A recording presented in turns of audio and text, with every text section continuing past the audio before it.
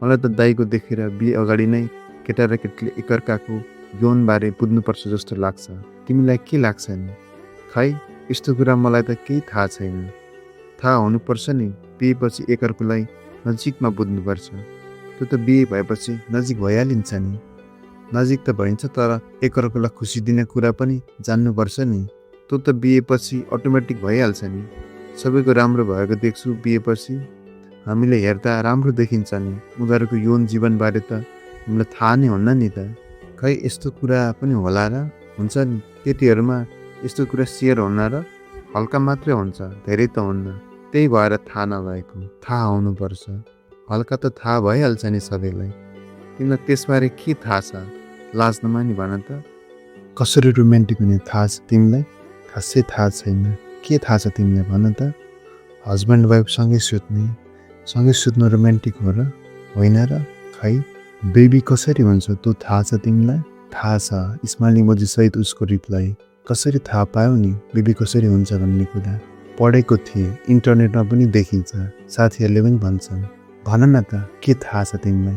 भन्नै पर्ने हो र? भन न, पछि सजिलो हुन्छ नि त सबै कुरो थाहा भएपछि। आउनुहोस् कथा सुरु गरौँ प्रवीणा। लकडाउनको समय थियो, बाध्य भएर घरै बस्नुपर्ने, कतै हिँड्न पाइन्न थियो। मुभी हेऱ्यो, फेसबुक इन्स्टाग्राम चलायो। इन्स्टाग्राममा एउटा फेक आइडी बनाएँ ताकि केटीहरूसँग जे बोले पनि केही फरक नपरोस्। इन्स्टामा केटीहरूलाई ऱ्यान्डम नाम सर्च गर्दै एड गर्न थालेँ। सम्झेसम्मको नाम सर्च गरेँ। केटीका साथीका साथी हुँदै धेरैजना केटीलाई हेलो हाई के छ तिम्रो खबर भनेर चिने जसरी मेसेज गर्न थालेँ। 50जना केटीहरूलाई मेसेज गर्दा 2-3 जनालाई रिप्लाई गरेका हुन्थे। त्यही रिप्लाईमा हाम्रै कलेजकी एउटी केटीको पनि रिप्लाई थियो। केटी खासै राम्रो थिएनन्, केटाको नजर नपर्ने खालकी थिइन्। यिनलाई मेसेज गर्दा कस्तो रेस्पोन्स गर्छन् होला भनेर मेसेज गरेको थिएँ। उसको नाम थियो प्रवीणा। हजुर ठिकै छ। को हो हजुर? उसको मेसेज। मैले तपाईँको प्रोफाइल हेरेँ, राम्रो लाग्यो अनि मेसेज गरेको। डिस्टर्ब त गरिनँ नि तपाईँलाई? छैन डिस्टर्ब गरेको। अनि मेरो मेसेजमा हाहा रियाक्ट आयो। कहाँबाट हो नि तपाईँ भन्न मिल्छ होला? म काठमाडौँ बाल्कुमारीमा बस्छु। हजुर? म पोखरामा बस्छु। हुन त म काठमाडौँमै थिएँ, फेरि थपेँ। केटिएम त राम्रो छ है? पोखरा पनि त राम्रो छ नि। घुम्नु भएको छ पोखरा? मेरो प्रश्न। कलेज टुरमा आएको थिएँ, मजाले घुम्न नै पाइनँ, उनले भने। फेरि घुम्न आउँदा भइहाल्छ नि। सिचुएसन पनि मिल्नुपर्छ, तर सिचुएसन भन्दा पनि मन चाहिँ हुनुपर्छ, मैले भने। उनले मेरो मेसेजमा हाहा रियाक्ट गरिन्। लाइफ इज लङ, कुनै बेला फेरि घुमिएला नि उनको मेसेज। हो हुन त, टाढा पनि छैन पोखरा केटिएमबाट।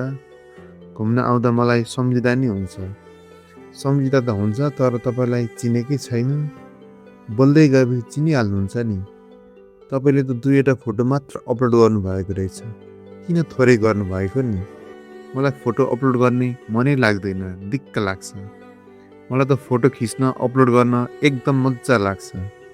त्यही भएर होला राम्रो राम्रो पिक्चर अपलोड गर्नुभएको रहेछ।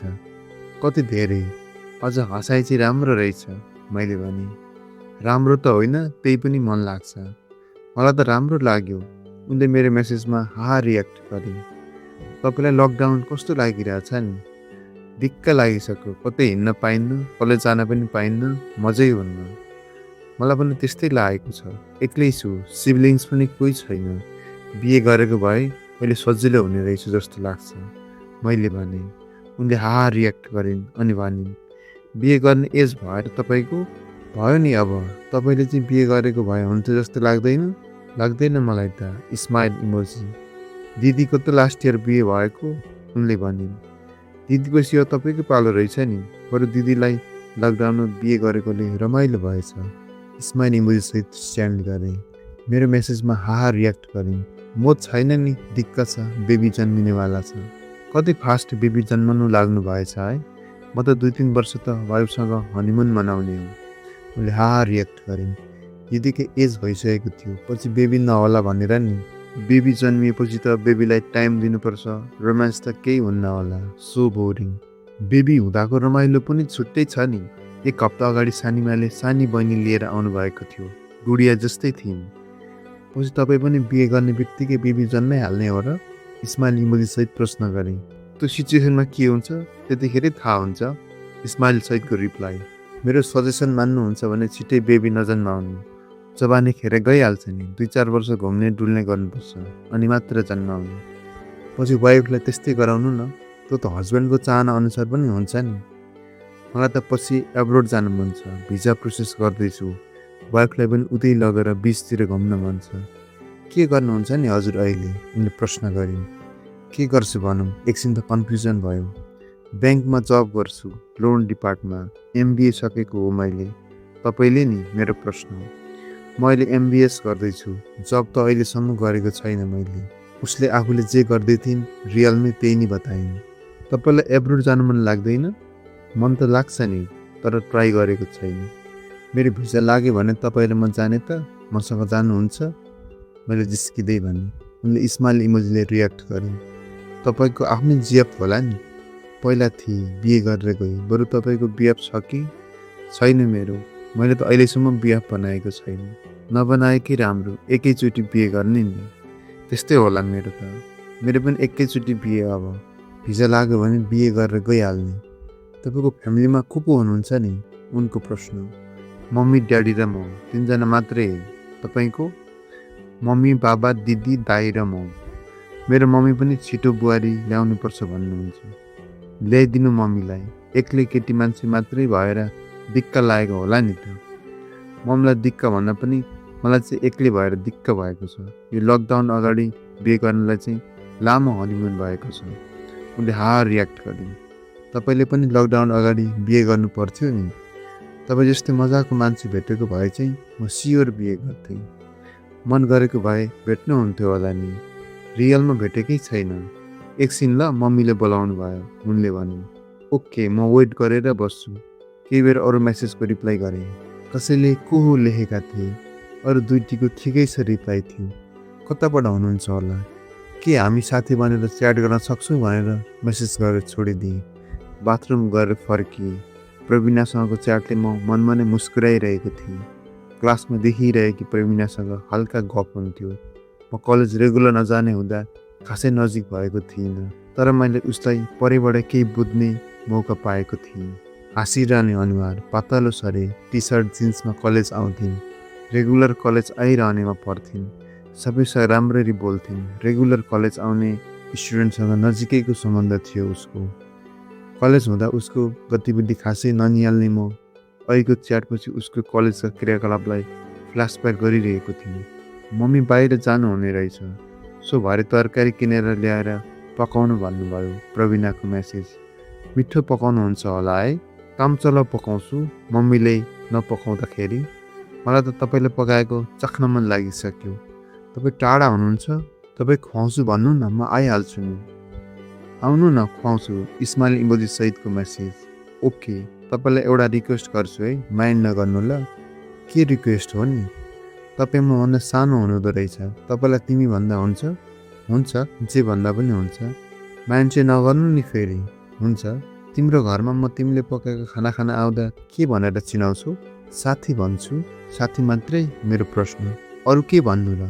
मैले म तपाईँहरूको ज्वाइँ बन्न आएको भने स्माइल इमोजीले रियाक्ट गरिन्। सिधै भन्नुहुन्छ र? भनिदिन्छु म त, भन्नुहुन्न र? खै, थाहै छैन मलाई किन। दिदी भिनाजुको लभ हो कि एरेन्ज म्यारेज हो? मेरो प्रश्न। लभ प्लस एरेन्ज हो। यिनलाई कुन म्यारेज मनपर्छ? दुवै उस्तै लाग्छ मलाई त। तपाईँलाई? मलाई पनि लभ प्लस एरेन्ज मनपर्छ। एक अर्कोलाई राम्रोसँग बुझ्ने अनि घरकोलाई भनेर बिहे गर्ने। एरेन्ज म्यारेज राम्रो लाग्दैन तपाईँलाई? खासै ठिक लाग्दैन। मेरो छिमेकी दाइले एरेन्ज म्यारेज गर्नुभएको थियो। अहिले प्रब्लम चलिरहेछ। के प्रब्लम भएर? बिहे गरेर भाउजू ल्याउनु भयो। 1 वर्ष भयो बिहे गरेको। भाउजू फिजिकल हुन डराउनुहुन्छ अरे।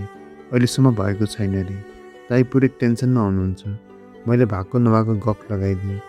त्यस्तो पनि हुन्छ र? मैले त अहिलेसम्म त्यस्तो कुरा सुनेकै थिइनँ, उनले भनिन्। मैले पनि खासै सुनेको थिइनँ। यही देखेको। दाजुले सर्वाङ्ग भएर अगाडि परेपछि हजुर डराउनुहुन्छ अरे। बिस्तारै ठिक होला नि। सबैको त्यस्तो कहाँ हुन्छ र? त्यो पनि डक्टरलाई देखाउँदा ठिक हुन्छ होला नि। देखाउनु भएको, केही प्रब्लम छैन, माया गर्नुहोस् ठिक हुन्छ भन्छ अरे। दाइले बच्चा जन्माउनै नपाउनु हुने भयो। अहिले चाहिँ कस्तो भइरहेछ नि दाइ भाउजूको? उनको प्रश्न। दाइ ड्रिङ्क्स गर्न थाल्नु भएको छ। बुढापाकाले चाहिँ जबरजस्ती गर, एक दुईचोटि बानी परेपछि मानिहाल्छ भन्छन् नि। दाइ त्यस्तो गर्न मान्नुहुन्न। जबरजस्ती गर्नुहुन्न नि, उहाँलाई साइकोलोजिकल प्रब्लम भएर त्यस्तो भएको होला नि। हुनसक्छ हामी पनि जबरजस्ती चाहिँ नगर्नु भन्छौँ। बिचरा भाउजू उसितै टेन्सनमा हुनुहुन्छ। त्यही त मलाई त दाइको देखेर बिहे अगाडि नै केटा र केटीले एकअर्काको यौनबारे बुझ्नुपर्छ जस्तो लाग्छ। तिमीलाई के लाग्छ नि? खै यस्तो कुरा मलाई त केही थाहा छैन। थाहा हुनुपर्छ नि, बिहेपछि एकअर्कालाई नजिकमा बुझ्नुपर्छ। त्यो त बिहे भएपछि नजिक भइहालिन्छ नि। नजिक त भइन्छ, तर एकअर्कालाई खुसी दिने कुरा पनि जान्नुपर्छ नि। त्यो त बिहेपछि अटोमेटिक भइहाल्छ नि। सबैको राम्रो भएको देख्छु बिहेपछि। हामीले हेर्दा राम्रो देखिन्छ नि। उनीहरूको यौन जीवनबारे त हामीलाई थाहा नै हुन्न नि त। खै यस्तो कुरा पनि होला र? हुन्छ नि, केटीहरूमा यस्तो कुरा सेयर हुन र हल्का मात्रै हुन्छ, धेरै त हुन्न। त्यही भएर थाहा नभएको। थाहा हुनुपर्छ। हल्का त थाहा भइहाल्छ नि सबैलाई। तिमीलाई त्यसबारे के थाहा छ? लाज नमानी भन त। त्यो त बुकमा पढिहालिन्छ नि। सुन्नु न, म तरकारी लिन जान्छु ल अहिले, उसले भनी। मैले हुन्छ भने अरूको मेसेज हेरेँ। एउटीले चिन्नु नजान्नु के को साथी बन्नु र भनेकी रहेछ। राम्रोसँग बोलेपछि साथी भइहालिन्छ नि भनेर रिप्लाई गरेँ। अर्को मेसेज, को बोलेको हो र तपाईँ? प्र्याङ्क गरेको हो? होइन प्र्याङ्क गरेको, म तपाईँको वेल विसर बोलेको। बोल्दा हुन्छ नि है भनेर मेसेज गरेँ। मोबाइलमा गीत बजाउन थालेँ, तरकारी काटेँ, खाना बनाएँ, घरतिर भिडियो च्याट गर्दै खाना खाएँ। भाँडा माझिसकेपछि ल्यापटप अन गरेर मुभी के छ भन्ने हेर्न थालेँ। 8:30 तिर प्रवीणाको मेसेज आयो। तपाईँले खाना खानुभयो? मैले त खाना बनाएर खाएर आइसकेँ। एक्लै खायो? मलाई खोइ त बोलाएको। बोलाए पनि तपाईँ टाढा हुनुहुन्छ। बिहेपछि चाहिँ तिमी र म एउटै प्लेटमा खाना खाने ल? मम्मी बाबाको अगाडि लाज हुन्छ नि।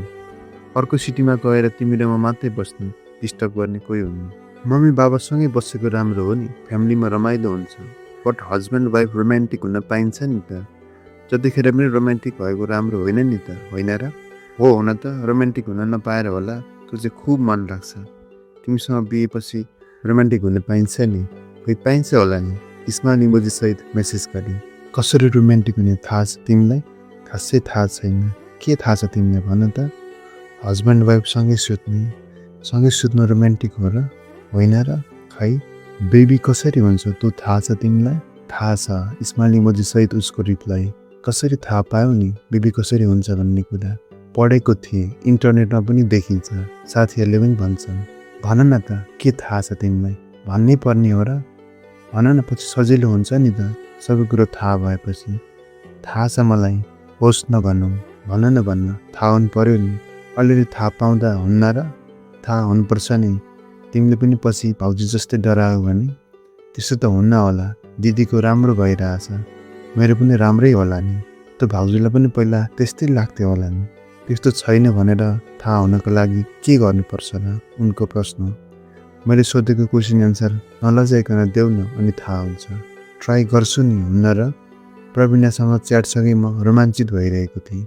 वास्तविक रूपमा देखेको केटीसँग अजनबी भएर बोल्दा अजनबी केटीसँग बोले भन्दा छुट्टै मजा आउने रहेछ।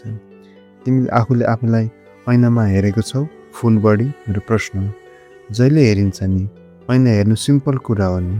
सबै कपडा हटाएर हेरेको छौ भनेको क्या? मेरो उत्ताउलो प्रश्न। एकछिनसम्म मेसेज आएन। प्रवीणा रिसाइन कि जस्तो लाग्यो। त्यो पनि एकछिन कुरेँ। 5 मिनट कुर्दा पनि रिप्लाई आएन। कता हराएकी तिमी भनेर प्रश्न गरी मोबाइल टेबलमा राखी ल्यापटप हेर्न थालेँ। मम्मीले 81 बोलाउनु भयो। गएर आएको उनको रिप्लाई आयो। एकछिन रिप्लाई नगर्दा छटपटिएको म उनको रिप्लाईसँगै औधी खुसी भएको थिएँ। समय, स्थान, भोक सबै भुलेको थिएँ। कति ज्ञानी है तिमी? मम्मीले भनेको सबै कुरा मान्दो रहेछौ। मेरो रिप्लाई। मानेन भने त गाली गर्नुहुन्छ। गाली खानुभन्दा बरु काम गरिदिएपछि केही भन्नुहुन्न, उनले भनिन्।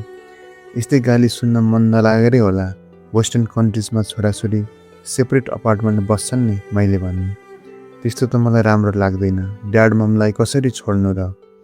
बिहेपछि पनि ड्याड ममसँगै बस्छौ र? मैले स्माइल इमोजी सहित प्रश्न गरेँ। सँगै बसेको त राम्रो हो नि, दुईजना मात्रै बस्दा त घर नै सुनसान हुन्छ, उनको रिप्लाई। हस्बेन्ड वाइफ मात्रै बसेको तिमीलाई राम्रो लाग्दैन हो भन्दै स्माइल इमोजी सहित मेसेज गरेँ। त्यस्तो भन्न खोजेको होइन, बट मम्मी बाबालाई एक्लै पनि त छोड्नु भएन नि। सँगै बस्दा त ड्याड मलाई पनि डिस्टर्ब, आफूहरूलाई पनि डिस्टर्ब। फेरि स्माइल इमोजी सहितको मेसेज गरेँ। तपाईँलाई मम्मी बाबासँग बस्न मन लाग्दैन र? उनले आश्चर्यको भावमा प्रश्न गरे। सिङ्गल हुँदा त बस्नु परिगयो नि, पछि वाइफ आएपछि त नोइज सुन्नु होला, ड्याडी मम्मीले फेरि। मैले पनि हाँस्दै जिस्काउने भावमा उत्तर दिएँ। बिस्तारै बोल्दा भइहाल्छ नि, नोइज नै हुने गरी किन बोल्नु र? आफू त बिस्तारै बोलिएला नि, पलङले बिस्तारै बोल्दैन, कराइहाल्छ। मैले घुमाउरो पारामा उत्तर दिएँ। के भन्नुभएको कुरै बुझिनँ मैले त। पलङ बोल्छ भन्नुहुन्छ। उनको इनोसेन्ट लाग्ने मेसेज आयो। साँच्चै नबुझेको हो र तिमीले? मैले आश्चर्य मान्दै प्रश्न गरेँ। यो कथाको अर्को भाग लिएर छिटै आउनेछौँ, प्रतीक्षा गर्नुहोला। कथा मन परे एक लाइक गर्नुहोला। केही प्रतिक्रिया भए कमेन्ट गर्नुहोला। हवस् त, धन्यवाद।